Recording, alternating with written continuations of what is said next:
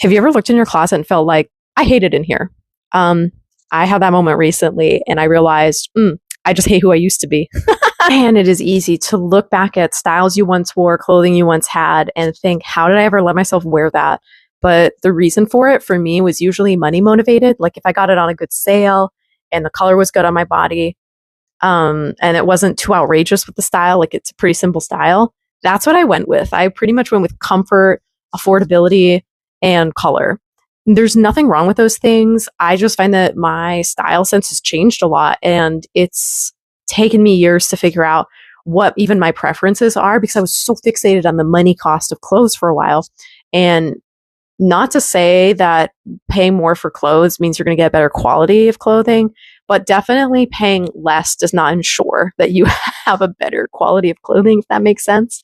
So I found that my closet has been full of $5, $10 items that I'm no longer wearing. I've had them for 5 years, 7 years, 3 years. And I have just reached this point where I had started leaning into clothes that I gotten, this year or last year. Not that I had that many that I gotten this year, last year, but I have been leaning into those and not really wearing the others, except when my clothes that I liked were dirty. So I think that manifestation work is a great reflection of us because it causes us to start viewing our actions and viewing our surroundings with new eyes. We suddenly wake up one day and go, wait a minute, I have a choice here. I don't actually have to keep these clothes.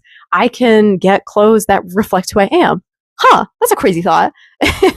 So that's been an interesting journey for me, is realizing I do have freedom of choice, because it sounds so obvious to say you have freedom of choice, but in reality, I don't think a lot of people do realize that.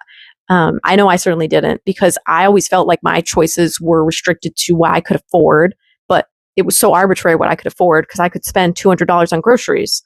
Yet I felt like each article of clothing should be no more than $30. Anything more than that was really too much and really a splurge.